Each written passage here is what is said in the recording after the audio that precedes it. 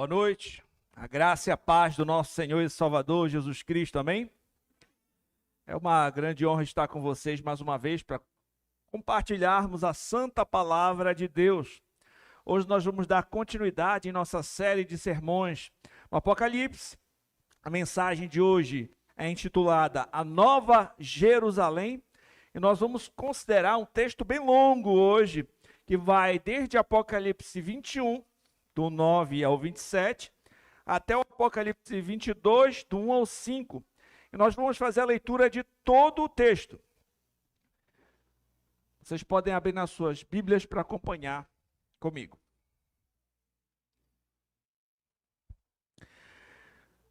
A palavra de Deus diz assim: Então veio um dos 7 anjos, que tem as 7 taças cheias dos últimos 7 flagelos, e falou comigo, dizendo: Vem, mostrar-te-ei a noiva, a esposa do Cordeiro. E me transportou em espírito até uma grande e elevada montanha, e me mostrou a santa cidade, Jerusalém, que descia do céu da parte de Deus, a qual tem a glória de Deus. O seu fulgor era semelhante a uma pedra preciosíssima, como pedra de jaspe, cristalina. Tinha grande e alta muralha, 12 portas, junto às portas 12 anjos. Sobre elas nomes inscritos, que são os nomes das 12 tribos dos filhos de Israel. 3 portas se achavam a leste, 3 ao norte, 3 ao sul e 3 ao oeste. A muralha da cidade tinha 12 fundamentos. Estavam sobre estes os 12 nomes dos 12 apóstolos do Cordeiro. Aquele que falava comigo tinha por medida uma vara de ouro para medir a cidade, as suas portas e a sua muralha. A cidade é quadrangular, de comprimento e largura iguais. Mediu a cidade com a vara até 12.000 estádios. O seu comprimento, largura e altura são iguais. Mediu também a sua muralha, 144 côvados, medida de homem, isto é, de anjo. A estrutura da muralha é de jaspe. Também a cidade é de ouro puro, semelhante a vidro límpido. Os fundamentos da muralha da cidade estão adornados de toda espécie de pedras preciosas. O primeiro fundamento é de jaspe, o segundo de safira, o terceiro de calcedônia, o quarto de esmeralda, o quinto de sardônio, o sexto de sárdio, o sétimo de crisólito, o oitavo de berilo, o nono de topázio, o 10º de crisópraso, um 10º de jacinto e o 10º de ametista. As 12 portas são 12 pérolas, e cada uma dessas portas de uma só pérola. A praça da cidade é de ouro puro, como vidro transparente. Nela não vi santuário, porque o seu santuário é o Senhor, o Deus Todo-Poderoso. E o Cordeiro, a santa cidade, não precisa nem do sol, nem da lua para lhe darem claridade, pois a glória de Deus a iluminou, e o Cordeiro é a sua lâmpada.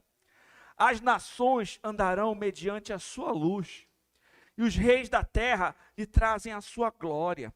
As suas portas nunca, jamais se fecharão de dia, porque nela não haverá noite. Eles trarão a glória e a honra das nações. Nela nunca, jamais penetrará coisa alguma contaminada, nem o que pratica abominação e mentira, mas somente os inscritos no livro da vida do Cordeiro. Então me mostrou o rio da água da vida, brilhante como cristal, que sai do trono de Deus e do Cordeiro.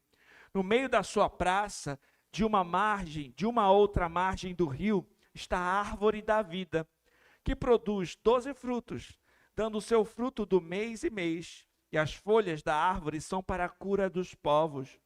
Nunca mais haverá qualquer maldição. Nela estará o trono de Deus e do Cordeiro. Os seus servos o servirão, contemplarão a sua face. Na sua fronte está o nome dele. Então já não haverá noite, nem precisarão eles de luz de candeia, nem da luz do sol, porque o Senhor Deus brilhará sobre eles e reinarão pelos séculos dos séculos. Oremos. Santo Deus, Pai Todo-Poderoso, estamos diante da Tua santa palavra, Senhor. Ela é lâmpada para os nossos pés, ela é luz para o nosso caminhar, ela é alimento para a nossa alma. Pai, eu reconheço a minha total fraqueza, necessidade e dependência de Ti. E te peço, Senhor, usa-me como instrumento para expor com fidelidade a Tua santa palavra ao Teu povo que aqui está reunido para ouvi-la. Eu te peço, Senhor, desvenda nossos olhos para contemplarmos as maravilhas de Tua lei. Eu peço, Senhor, que as palavras dos meus lábios, meditar do meu coração, sejam agradáveis na Tua presença, Senhor, rocha nossa, Redentor nosso, que somente o Teu nome seja engrandecido. Eu oro em nome de Jesus Cristo. Amém. Nós vamos dividir essa grande porção das Sagradas Escrituras em 6 partes. Caso alguém esteja anotando, as partes serão: versos de 9 a 14, a identificação da cidade. Versos de 15 ao 17, a perfeição da cidade. Versos 18 ao 21, a pureza da cidade. Versos 22 ao 26, a glória da cidade. Verso 27, os habitantes da cidade. E depois do capítulo 22, do 1 ao 5, o destino da cidade. Vamos então ao primeiro ponto, que temos uma jornada longa aqui pela frente. Vamos começar com a identificação da cidade, começando ali, verso 9. Então veio um dos 7 anjos, que tem as 7 taças, cheias dos últimos 7 flagelos, e falou comigo, dizendo: vem, mostrar-te-ei a noiva, a esposa do Cordeiro. A apresentação de um dos 7 anjos, que tem as 7 taças cheias dos últimos 7 flagelos, se assemelha muito ao que nós já consideramos em outra posição. Se vocês lembrarem, no capítulo 17, do verso 1 ao 3, é dito assim: veio um dos 7 anjos, que tem as 7 taças, e falou comigo, dizendo: vem, mostrar-te-ei o julgamento da grande meretriz, que se acha sentada sobre muitas águas. Então, a apresentação é semelhante, mas o contraste é evidente. Enquanto no capítulo 17, nós vemos a apresentação aqui da Babilônia, que é a grande meretriz, nesta parte nós vemos a noiva, a nova Jerusalém, que aqui é a esposa do Cordeiro. Então, este anjo apresenta agora, em contraste, aquela cidade, a Babilônia, que é a grande meretriz, que representa ali o mundo caído. Nós vemos agora a noiva, a esposa do Cordeiro, a nova Jerusalém, que é a igreja gloriosa do Senhor. Os capítulos seguintes mostram, depois do capítulo 17, mostram ali a ruína da Babilônia. No capítulo 18 tem uma parte que diz assim no verso 23: também jamais em ti brilhará a luz de candeia, nem voz de noivo ou noiva, jamais em ti se ouvirá, pois os teus mercadores foram os grandes da terra, porque todas as nações foram seduzidas pela tua feitiçaria. Enquanto na Babilônia jamais brilhará luz de candeia, ficarão na grande escuridão. Essa grande prostituta, ela é destruída, permanece em trevas e escuridão. A noiva aqui é apresentada como gloriosa, como uma alta muralha, segura, em 12 portas, com 12 anjos e 12 fundamentos. E essa cidade que lemos aqui é chamada santa, pois foi consagrada, separada do pecado, consagrada para Deus. A glória de Deus é descrita como uma luz brilhante, semelhante à pedra preciosa, cristalizada chamada jaspe. É interessante, elementos terrenos, elementos palpáveis, conhecidos, são utilizados para expressar realidades superiores, eternas. Então, isso aqui é interessante quando nós lemos essas descrições. A glória de Deus, como foi dito aqui, ela é semelhante a uma pedra chamada jaspe. O que em nosso imaginário poderia ser compartilhado comparado com o brilho de um diamante. Imagine, a gente fala jaspe, aí fica algo assim distante, mas imagine no nosso contexto você imaginar um diamante brilhante, bonito, belo, glorioso. Notar o número 12 no Apocalipse está relacionado geralmente ao povo de Deus ou ao local onde o povo de Deus habita. Um teólogo chamado Simon Kistemaker diz o seguinte: esse número sempre ilustra Deus, o seu povo e a residência deles. Descreve o eleito entre as 12 tribos no capítulo 7. A mulher que simboliza a igreja com 12 estrelas na sua cabeça, no capítulo 12. Descreve a Nova Jerusalém com 12 portões, 12 anjos, 12 tribos de Israel, capítulo 21, 12. Faz uma lista de 12 nomes dos 12 apóstolos escritos em 12 fundamentos, capítulo 21, 14. A medida e o comprimento, a largura e a altura de 12.000 estádios, verso 16. Por último, ao longo dos dois lados do rio, saído do trono de Deus, estão 12 árvores frutíferas. Capítulo 22, verso 2. Coletivamente citadas como árvore da vida, esse número nunca se aplica a Satanás, suas obras ou seus seguidores. Concluo que, assim como o número 7 e 10, 12 é o número da perfeição. Então, nós observamos aqui o significado por trás desse número 12, representando ali o povo de Deus, Deus com o seu povo, o povo da a habitação do povo de Deus.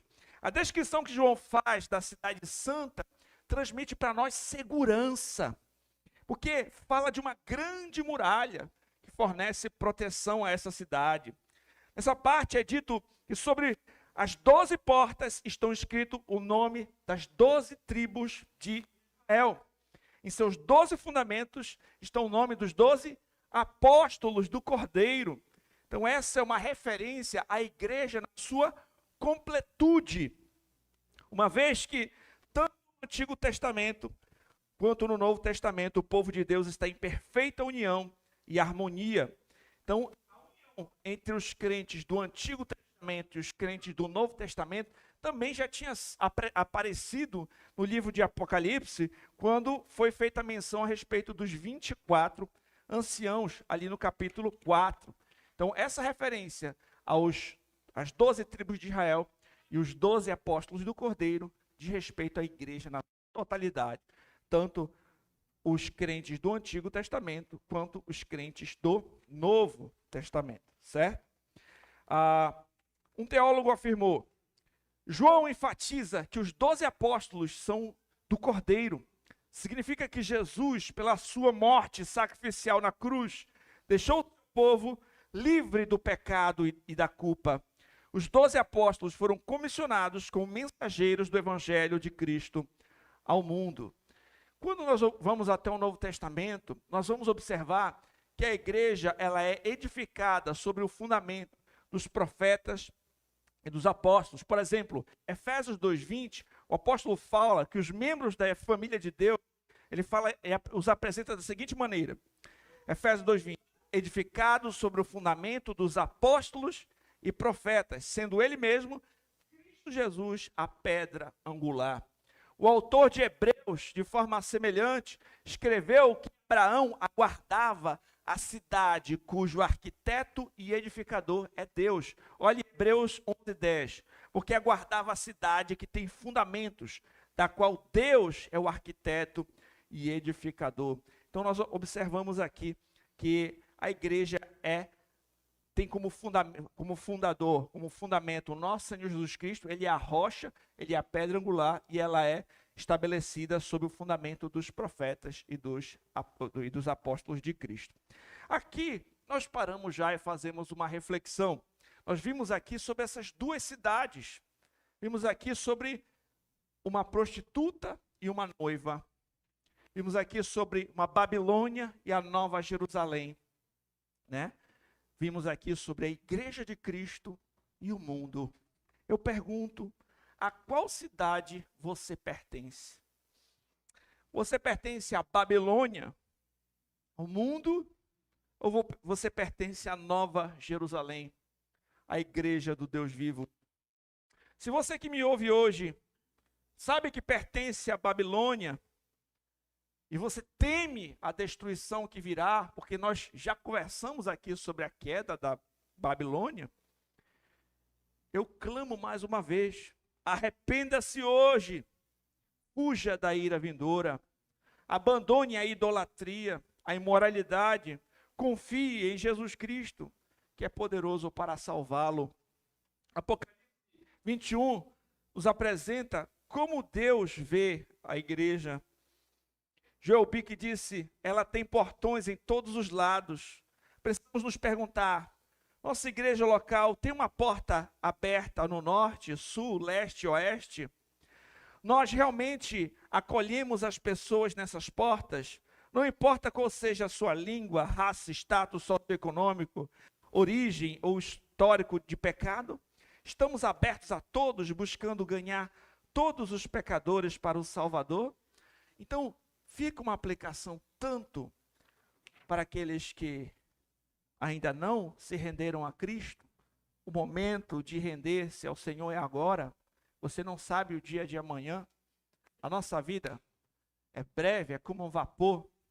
Às vezes as pessoas fazem planos achando que vão viver até os 90 anos, e quando de repente são acometidos por uma doença que não estavam esperando, morrem. A nossa vida passa voando, gente, passa voando. Um dia nós estamos jovens, adolescentes, brincando com nossos amigos, colégio. Daqui a pouco a gente já está casado, barbudo, com um filho pequeno. Quando vê, daqui a pouco você já está com cabelos brancos. E quando você menos vê, a sua vida passou. E se você não conhece ao Senhor, onde é que você vai habitar eternamente? Se somente Jesus Cristo é quem nos conduz a essa cidade celestial. E se você já conhece o Senhor, é um cristão, a missão que nós temos é agora. Nós, como igreja, temos nos empenhado nessa missão. Será que nós estamos proclamando o evangelho a outras pessoas? Será que a gente fica fazendo distinção? Isso aqui eu vou falar para esse, para aquele ali. Não tem cara de eleito, não. Será que a gente está fazendo isso? Ou a gente tem anunciado o evangelho, semeado a todos, como essas várias portas ali que nós vimos aqui? Nós temos que proclamar o evangelho a todos. Nós não sabemos quem são os eleitos de Deus. Eles podem estar em qualquer nação. Eles podem estar em qualquer lugar. A nossa tarefa é anunciar o evangelho. Tem pessoas perto de você que precisam ouvir o evangelho. Tem pessoas que o pastor não vai chegar, não vai alcançar, mas talvez você consiga alcançar. Talvez você possa começar a se empenhar mais nessa tarefa. Você tem levado a sério isso na sua vida? Talvez tenha amigos que a gente fala sobre tudo, mas pode ser que nós não falamos sobre o essencial, Jesus Cristo. Aquele amigo da academia, aquela amiga do inglês, o amigo do trabalho. Às vezes a gente tem um bom relacionamento e tudo mais, e pode ser, quem sabe, que ele não sabe nem que você é um cristão. Será que está nessa situação? Saiba que você tem uma responsabilidade de anunciar Cristo para outras pessoas. Ele é o caminho que conduz à cidade celestial. E nós, como igreja, proclamamos a Cristo aqui no culto. Mas você também tem a responsabilidade na sua vida falar de Cristo para outras pessoas. Que nós não venhamos nos furtar desse privilégio. Que nós não venhamos também deixar a nossa vida passar e olhar para trás e pensar, poxa, poderia ter aproveitado melhor a minha juventude, o meu tempo, quando eu tinha força. Às vezes a gente quer deixar as coisas para depois e vai perdendo as oportunidades. Pensa, poxa, né, poderia estar mais envolvido na igreja, poderia estar lendo mais a minha Bíblia. Né? Então, geralmente as pessoas têm esses gatilhos quando acontece alguma desgraça. Né? Alguém morreu, vou ter que voltar para Deus. Sofreu um acidente, quase morreu, tenho que buscar mais o Senhor. Não espera por isso. O dia é hoje, o momento é agora. Que essa pregação sirva para você também despertar. Olha, o ano está acabando. Olha para trás, vamos refletir. Ao longo desse ano, nós temos crescido em Cristo. Nós temos nos envolvido com a nossa igreja local. Nós temos investido na vida de outras pessoas. Temos discipulado alguém. Reflita sobre você mesmo. Temos meditado nas Escrituras. O que tem norteado a tua vida nesse ano que passou? Como é que está a sua vida? Não fique esperando passar mais um ano. O momento é agora. O momento de servir a Deus, de se envolver na obra do Senhor, de meditar na palavra, de falar de Cristo. O tempo é agora, gente. Cada um de nós tem que parar e refletir a respeito de si mesmo. Talvez seja o tempo também da gente confessar nosso pecado a Deus. Dizer, Senhor, me perdoa por minha negligência, porque nós sabemos que nós tropeçamos em muitas áreas. Nós sabemos que a gente perde muitas vezes tempo com coisas triviais, a gente perde oportunidades, a gente se envergonha talvez de falar, não é? Senhor, me perdoa, porque eu passei mais tempo às vezes com aquilo que não edifica do que meditando na tua palavra. Porque eu converso sobre um monte de coisa, mas não tenho falado do Senhor. Será? Cada um de nós tem que examinar, confessar a Deus e pedir, Senhor, me ajuda a viver para a tua glória. Me ajuda a levar a sério a tua palavra. Me ajuda a viver à luz dessa realidade que nós estamos lendo aqui. À luz das coisas eternas. Me ajuda a fixar os olhos na eternidade. A não olhar só para o aqui e agora, só para as recompensas temporais, mas olhar para o tesouro eterno, olhar para a eternidade das pessoas. O seu irmão em Cristo vai passar uma eternidade com Deus no céu, novos céus, nova terra, na nova Jerusalém, totalmente glorificado. Vamos passar a eternidade juntos com o Senhor. E o ímpio vai passar uma eternidade no lago de fogo. De qualquer forma, é importante nós considerarmos essas coisas. São coisas sérias, que não dá para brincar. Segundo, a perfeição da cidade. Verso 15 ao 17. Aquele que falava comigo tinha por medida uma vara de ouro para medir a cidade, as suas portas e a sua muralha. A cidade era quadrangular, de comprimento, largura iguais. Mediu a cidade com a vara de 12.000 estádios. Seu comprimento, largura, altura são iguais. Mediu também a sua muralha, 144 côvados, medida de homem, isto é, de anjo. O que João vê sobre a medição da cidade é uma alusão que nós encontramos em Ezequiel 43. Diz assim, ele levou para lá, eis um homem cuja aparência era como do bronze, estava em pé na porta e tinha na mão um cordel de linho e uma cana de medir. A vara de ouro se harmoniza com outros itens celestiais que são feitos de ouro. Nós já vimos candeeiro, harpas, taças, coroas e o altar de incenso, tudo de ouro. E até mesmo as ruas são feitas de ouro puro. Esses números também que vemos aqui, 12.000 estádios, essa largura igual, comprimento igual, etc., representam a simetria e a perfeição da Nova Jerusalém. A figura que é apresentada aqui é um cubo perfeito, que também relembra o Santo dos Santos ali do templo. Um teólogo chamado William Hendrickson afirmou: esse resultado perfeito e completo é a igreja de Deus usufruindo comunhão perfeita com Deus do universo. Tal comunhão será completa e perfeita em todas as direções. Aqui agora temos o antegozo dessa comunhão.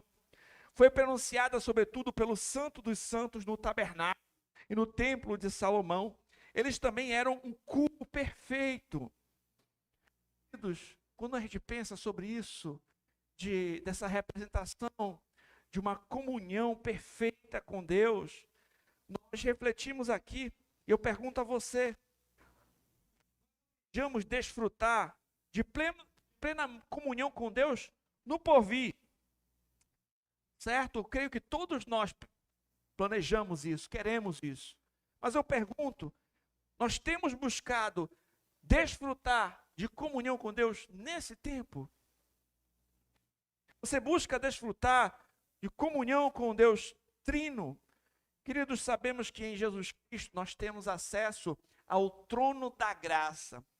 Hebreus 4,16 diz assim: cheguemos, portanto, confiadamente junto ao trono da graça, a fim de recebermos misericórdia e acharmos graça para socorro em ocasião oportuna.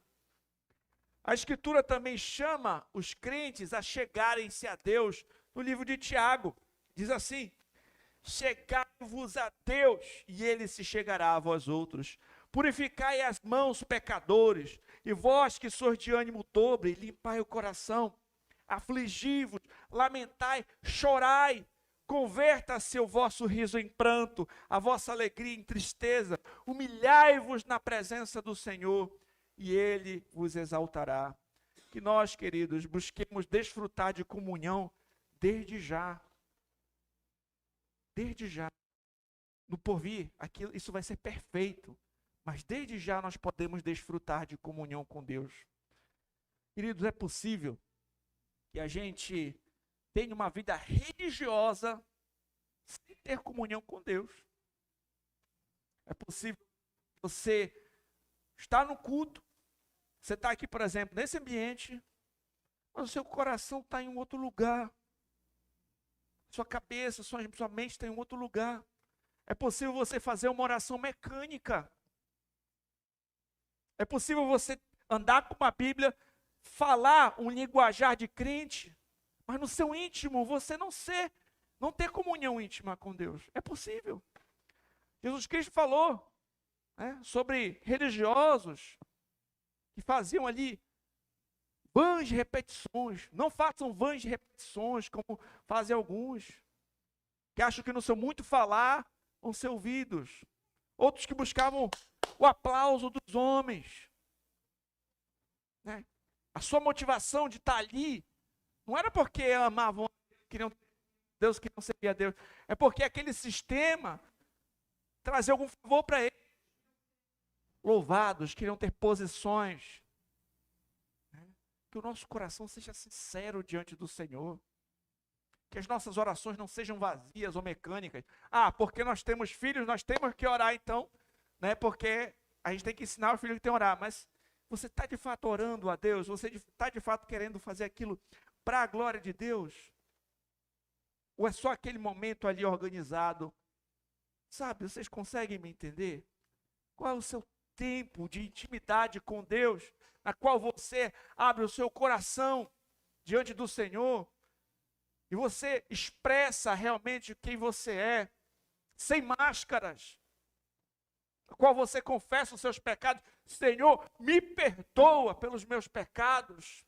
O Senhor que conhece tudo, o Senhor sabe quando eu me assento, quando eu me levanto. O Senhor sabe das motivações do seu coração. O Senhor sabe mais do que qualquer pastor, do que qualquer irmão. Quando não tem ninguém te vendo, o Senhor sabe. Ele conhece as intenções do teu coração. Ele sabe quem você é de verdade, além daquilo que você quer transmitir para os outros, além daquilo que você mostra no Instagram. Ele sabe quem você é. E como você está diante desse Deus? Você tem comunhão com esse Deus? Como é que está a sua vida diante dele? É sobre isso. O Senhor com quem nós vamos passar a eternidade. Nós podemos e devemos desfrutar de relacionamento com ele desde já.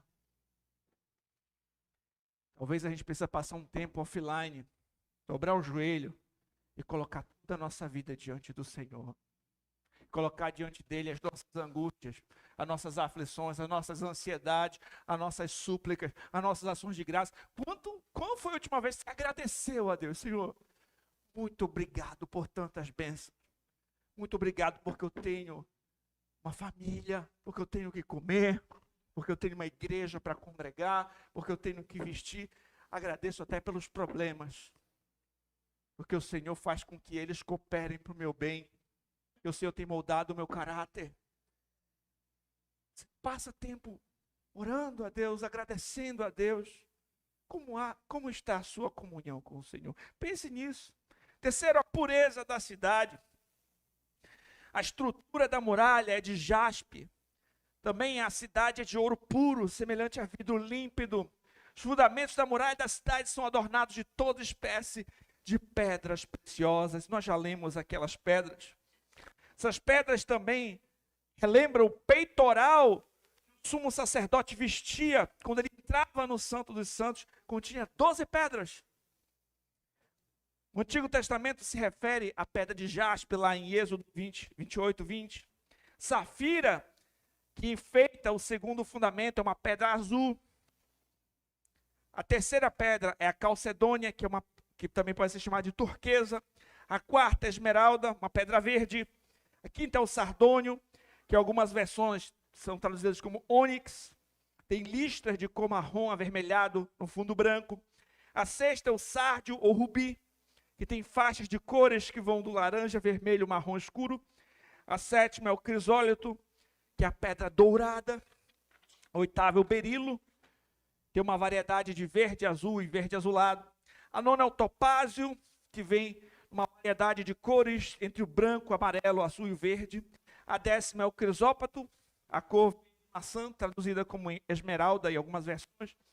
A décima primeira é o jacinto, com variedade de cinza ao marrom, amarelo, verde e vermelho. E a 12ª é a ametista, a cor que varia do lilás ao roxo escuro.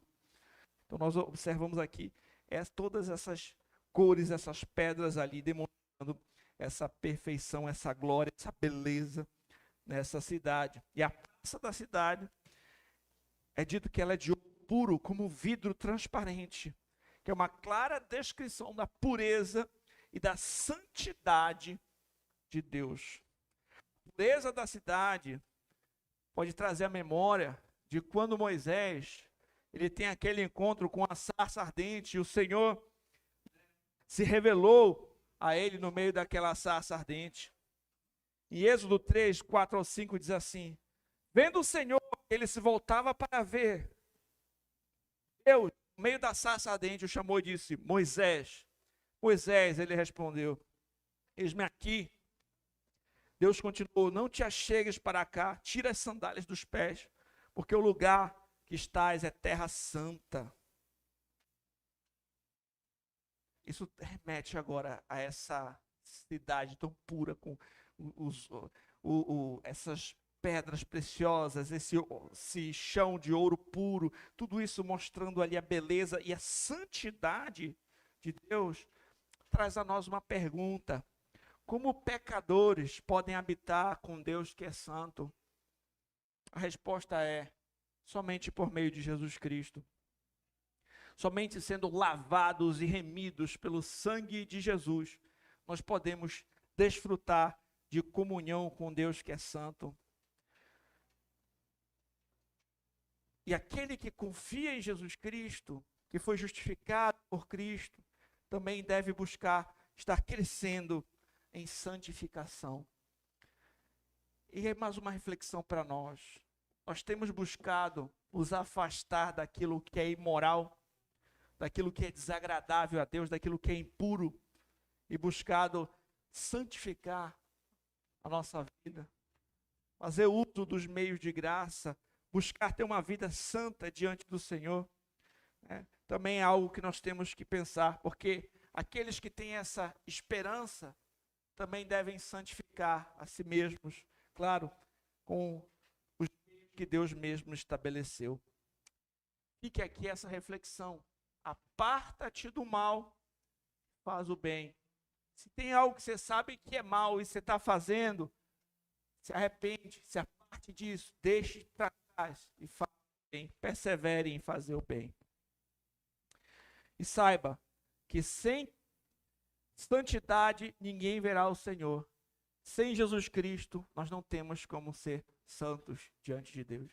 Somente Jesus Cristo é quem nos purifica, quem nos santifica, quem com seu sangue nos lava de todo o pecado.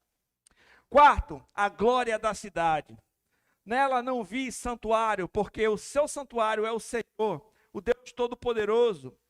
E o Cordeiro, a cidade não precisa nem de sol, nem de lua, para lhe darem claridade, pois a glória de Deus a iluminou, e o Cordeiro é a sua lâmpada. As nações andarão mediante a sua luz, e os reis da terra lhe trazem a sua glória. As suas portas nunca, jamais se fecharão de dia, porque nela não haverá noite. E lhe trarão glória e honra das nações. Querido João, não viu o santuário ali, porque o santuário é o Senhor, o Deus Todo-Poderoso, e o Cordeiro. Deus nunca se afastará do seu povo, e os santos estarão para sempre com o Senhor, em eterna e direta comunhão. Nas Escrituras, nós sempre observamos a menção de um lugar, um templo, um lugar sagrado, onde Deus se encontrava com o seu povo. Desde Gênesis, nós vemos ali o jardim como esse santuário, como esse templo, Jardim do Éden, onde Deus descia para se encontrar com Adão, com Eva.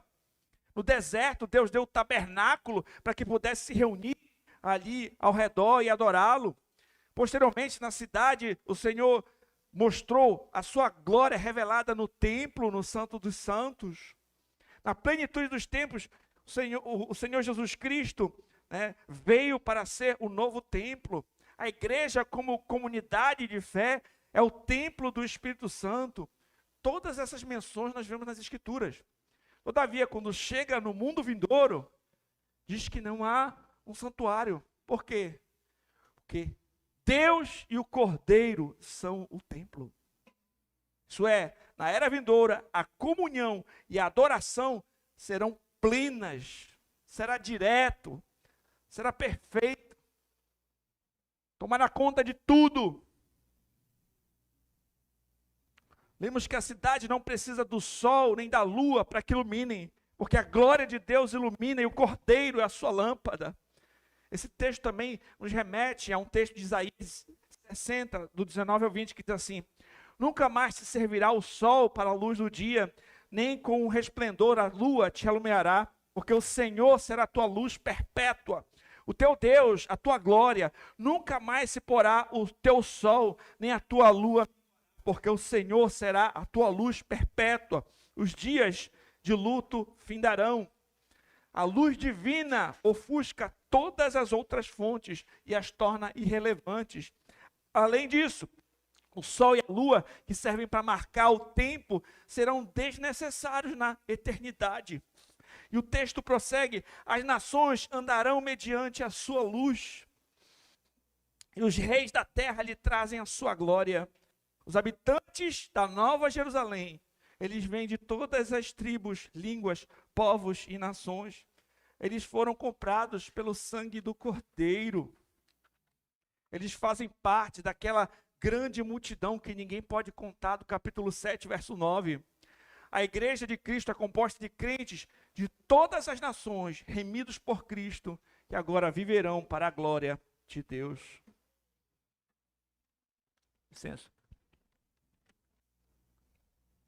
E o texto prossegue dizendo o seguinte: as suas portas nunca, jamais se fecharão de dia, porque nela não haverá noite.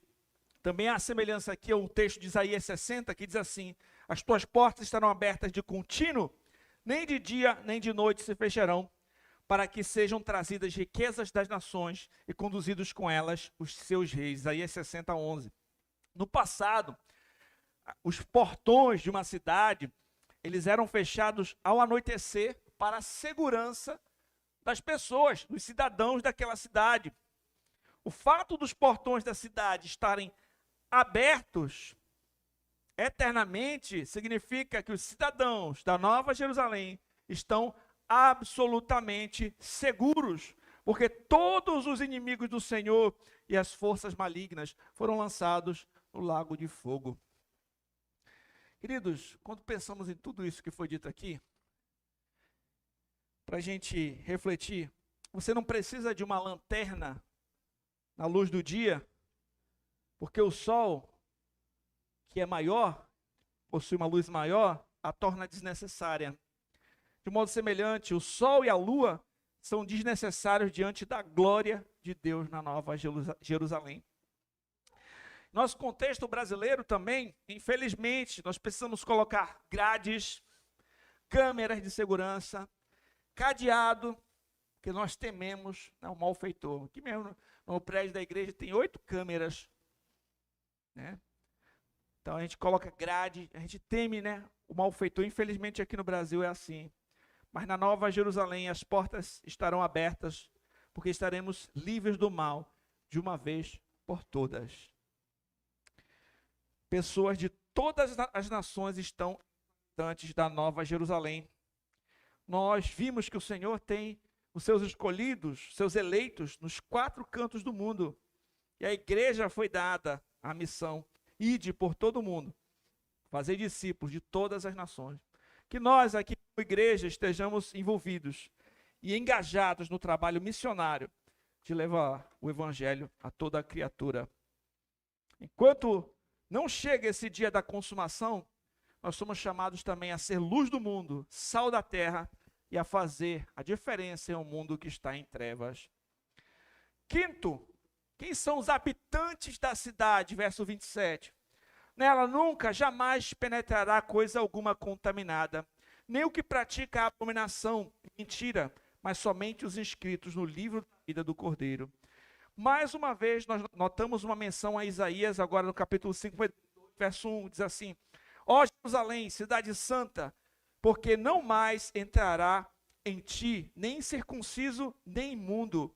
O que João chama de impuro, de respeito àquele que vive na prática de coisas abomináveis, desagradáveis a Deus, sem arrependimento. É só lembrarmos o que foi dito no verso 8, no sermão passado. Fala dos covardes, incrédulos, abomináveis, assassinos, impuros, feiticeiros, idólatras e todos os mentirosos. A parte que lhes cabe será no lago que arde com fogo e enxofre, a saber, a segunda morte. Os ímpios não têm lugar na Nova Jerusalém. Em contraste, os habitantes dessa cidade são aqueles que têm os seus nomes escritos no livro da vida do Cordeiro. Em outras palavras, são os que têm a vida eterna, que foram comprados pelo sangue de Jesus Cristo. Os habitantes dessa cidade serão os vencedores, são o verdadeiro Israel, os eleitos de Deus de todas as nações. O Salmo 1, no versos 5 e 6, tem algo interessante que nos relembra esse ponto. É dito assim: perversos não prevalecerão no juízo, nem os pecadores na congregação dos justos. Pois o Senhor conhece o caminho dos justos, mas o caminho dos ímpios perecerá. Então eles ficam de fora, eles não entram na Nova Jerusalém. A condição, um detalhe aqui interessante, a condição da Nova Jerusalém será superior ao Éden, uma vez que é assegurado que jamais qualquer coisa contaminada entrará nela.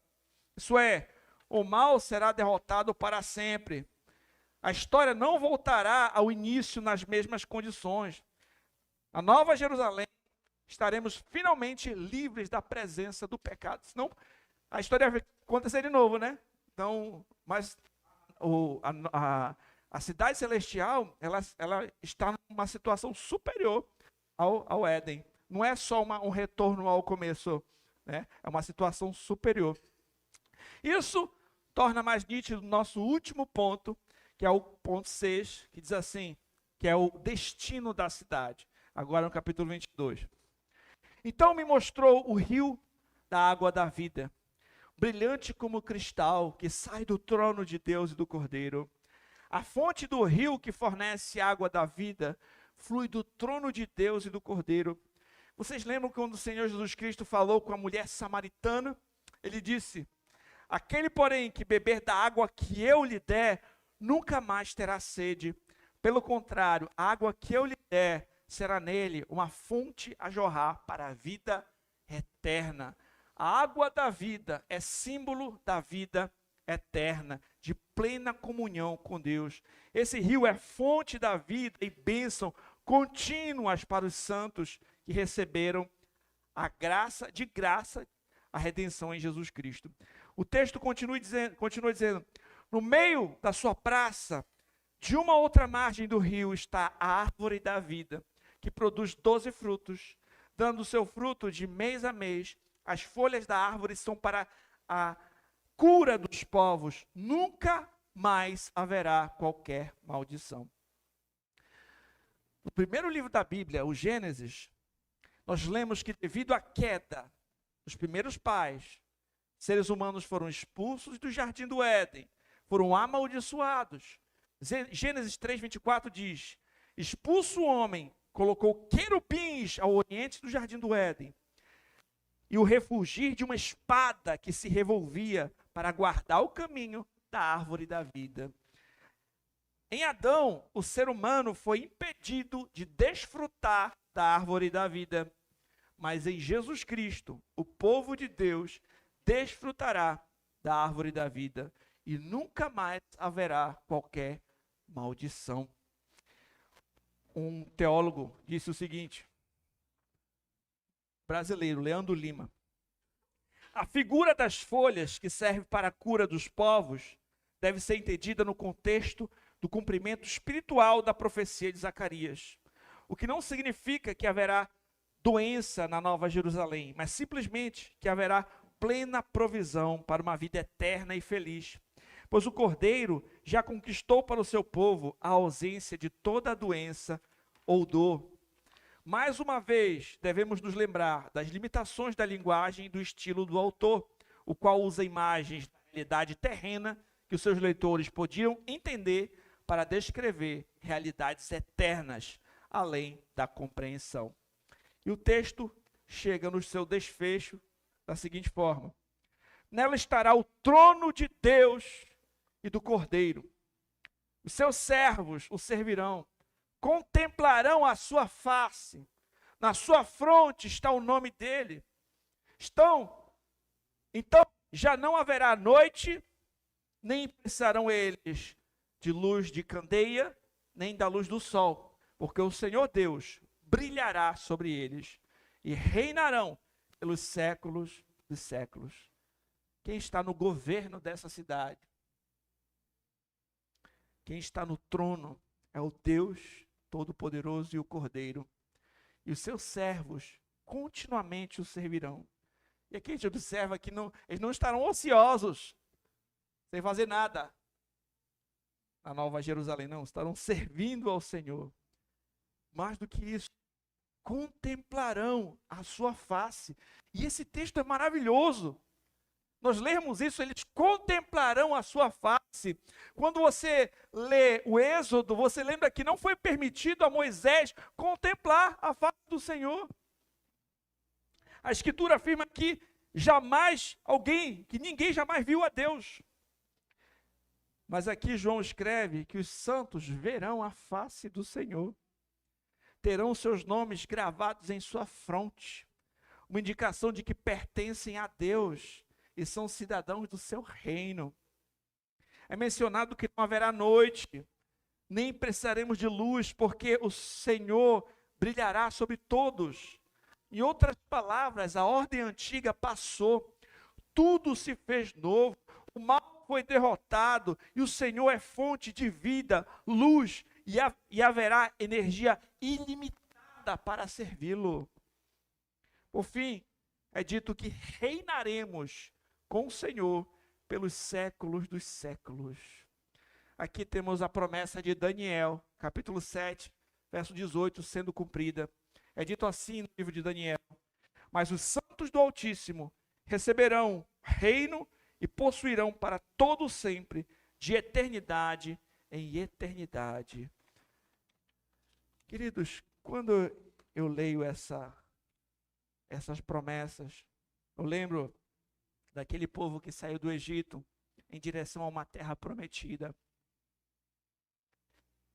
Aquela história, como uma ilustração de um povo que foi comprado por Cristo, que foi resgatado do reino de Satanás, que enfrenta o deserto desse mundo e caminha para uma cidade celestial, uma terra superior a Canaã, onde estaremos para sempre com o Senhor. Que promessas maravilhosas os crentes podem desfrutar. E o melhor, essas promessas são de um Deus que não pode mentir. Observe como vale a pena servir a Deus e como Ele é bondoso para com o seu povo. Que essas promessas preciosas alegrem o seu coração nos dias difíceis, sabendo que quem está no governo de tudo é Deus. E Ele está conduzindo o seu povo para esse maravilhoso desfecho. Que as alegrias do mundo vindouro nos animem a seguir caminhando firmes no estado presente, no caminho estreito que estamos agora. Para concluir esse sermão, eu faço algumas reflexões. Mais uma vez, eu peço que você pergunte a si mesmo: você faz parte dessa cidade? Você ingressou em suas portas por meio de Jesus Cristo? Você reconheceu que Ele é o único caminho para essa cidade? Se a resposta é não, ore ao Senhor, peça que Ele lhe ajude a se arrepender dos seus pecados, a confiar em Jesus Cristo como Senhor e Salvador da sua vida. E aos crentes digo, continuem firmes, seguindo o caminho estreito, não se cansem de fazer o bem, não se cansem de pregar o Evangelho, não se cansem de seguir o Senhor. Sejamos fiéis até a morte e receberemos a coroa da vida. Aquele grande dia, quando todos nós estivermos diante de Deus, possamos ouvir: entre na alegria do seu Senhor. Oremos. Santo Deus e Pai, te agradeço pela tua palavra, Senhor, que sempre nos ensina, que sempre nos instrui, nos admoesta, nos corrige. Pai, que a tua palavra esteja gravada em nossos corações, para não pecarmos contra ti, e venhamos viver para a tua glória, caminhar firmes no caminho estreito, até a cidade celestial. Oramos em nome de Jesus Cristo. Amém.